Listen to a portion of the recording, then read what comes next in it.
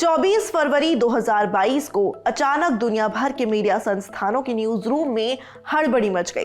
चर्चाएं शुरू हो गईं। खबर आई कि लगभग 2 महीने से यूक्रेन के बॉर्डर पर सेंध लगाए बैठे रशिया ने यूक्रेन पर धावा बोल दिया है और फिर कई दिन तक सुबह शाम युद्ध और धमाकों की खबरें हेडलाइन बनती रहीं। इस बीच भारत के लिए यूक्रेन में मौजूद 20,000 से ज्यादा भारतीय छात्र केंद्र बिंदु बने रहे, जिन्हें युद्ध से बचाकर ऑपरेशन गंगा के तहत भारत लाया गया और अब ये छात्र धीरे धीरे वापस उसी वॉर जोन की तरफ जा रहे हैं। वो कहते हैं कि हम मजबूर हैं। नमस्कार, मेरा नाम है मानसी और आप देखना शुरू कर चुके हैं रंगरूट शो।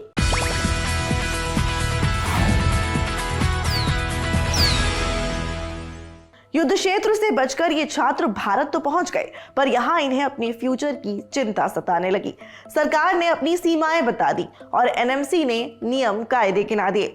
कई तरह की सॉल्यूशन पर विचार तो हुआ, पर कोई रास्ता नहीं निकल पाया। कई छात्र थे जिन्हें यूक्रेन में पढ़ते 1 या 2 साल ही हुए थे। उन्होंने यहाँ फिर से शुरुआत कर दी, पर 3rd, 4th और 5th ईयर के छात्र जिनकी पढ़ाई लगभग खत्म होने वाली थी, इनमें अपने करियर के 4-5 साल बर्बाद करने की हिम्मत नहीं बची थी और इसीलिए ये वॉर जोन में लौट गए।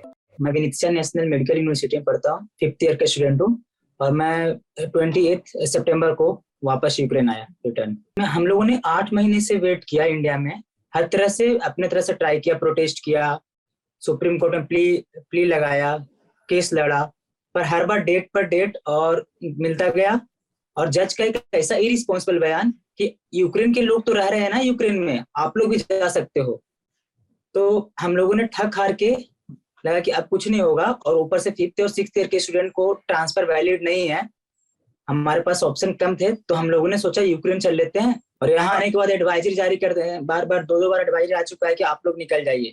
हम लोग क्यों निकले यहाँ से जब हमारे पास कोई ऑप्शन ही नहीं छोड़ा अपने वापस जाने का कि वहां पर क्या करना है क्या नहीं। देखिए, गवर्नमेंट हमें कुछ नहीं बोल रही कि अगर यहाँ पे मतलब आपको क्या करना, ऑनलाइन करना है या ऑफलाइन करना है। तो हमने वापस सोचा कि अब यूक्रेन वापस जाते हैं, क्योंकि उस समय कंडीशन थोड़ा नॉर्मल था। 4-5 दिन बाद ही फिर एम्बेसी की एडवाइजरी आती है कि आप यूक्रेन छोड़ दें। तो फिर हम लोगों ने डिसाइड किया कि अब तो वैसे यूक्रेन नहीं छोड़ रहे हैं, क्योंकि इंडिया में जाकर हमें कोई प्रॉफिट नहीं। यूक्रेन में मौजूद छात्रों की माने तो लगभग 1,500 छात्र वापस यूक्रेन लौट चुके हैं। कुछ ने पढ़ाई जारी रखी है, कुछ ट्रांसफर की जद्दोजहद में लगे हैं। इस बीच सायरन, बमबारी, टैंकों के निकलने और बंकरों में छुपने का सिलसिला जारी है। हालात को देखते हुए कुछ छात्रों ने हंगरी और स्लोवाकिया बॉर्डर पर कुछ समय के लिए आसरा ढूंढ लिया है। वहीं कुछ के लिए अब बंकरों में छुपना, बमों की आवाजें और टैंकों का आना जाना जिंदगी का हिस्सा बन गया है। कई घंटे लाइट नहीं रहती और दुकानें भी बड़ी मुश्किल से थोड़े समय के लिए ही खुल पाती हैं। जो खुलती हैं उस पर सामान बहुत महंगा होता है। पर छात्रों का कहना है कि इन हालात में रहने के अलावा उनके पास कोई भी ऑप्शन नहीं है। 10 तारीख से जो क्रीमिया ब्रिज के बाद जो एक्शन है ना रशिया का, उसके बाद से बढ़ गया है। लगातार बमबारी बढ़ी है, बंकरों में जाना पड़ता है और लगातार सायरन बजते हैं तो यहाँ A to Z दुकानें जितनी भी है सब बंद हो जाती है। हम तो ये रिस्क लेने को तैयार हैं क्योंकि हमें डिग्री चाहिए और टाइमली चाहिए।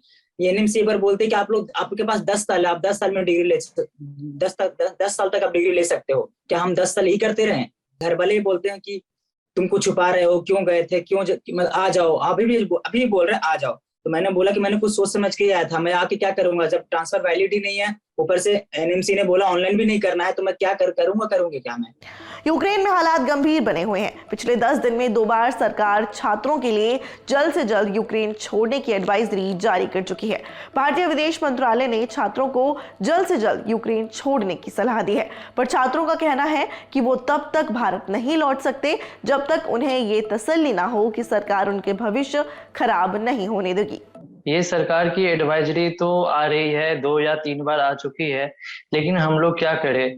सरकार यहाँ हमारे देश में कुछ कर नहीं रहे हैं कि तुम्हारा क्या होगा आगे पढ़ाई का, कैसे कंटिन्यू रहेगा, वो कुछ बोल नहीं रहे हैं। नहीं, कोर्ट में जाके जब बुलाया जाता है सरकार को तो वो लेके आते ही नहीं कुछ सॉल्यूशन। और जब हमारी डिग्री इनवैलिड हो जाएगी तो क्या करेंगे हम? तो इसलिए सोच रहे हैं कि हम वहां जाएं।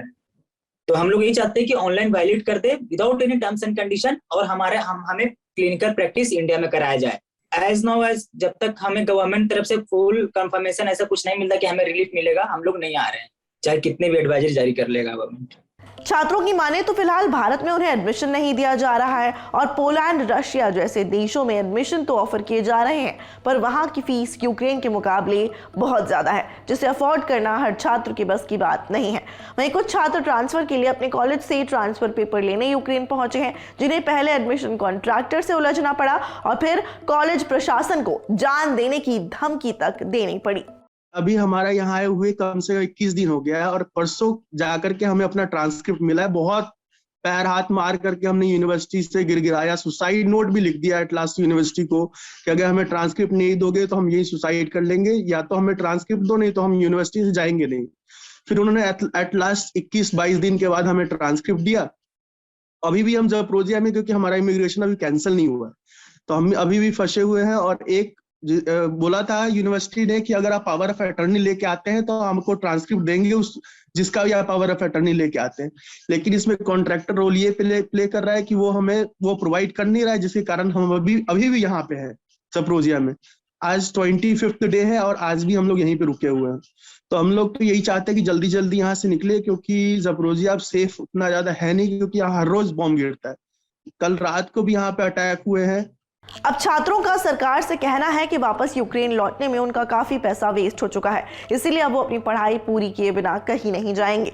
पर ये खतरनाक है, क्योंकि युद्ध अभी थमा नहीं है और ना ही यूक्रेन से खतरा टला है। देखना है कि छात्रों की वो समस्या जो एक बार फिर युद्ध के चलते खड़ी हुई है, उसे लेकर सरकार क्या रुख अपनाती है। आज रंगरूट शो में इतना ही। आपको ये शो कैसा लगा हमें कमेंट बॉक्स में बताइएगा। शुक्रिया, देखते रहिए रंगरूट।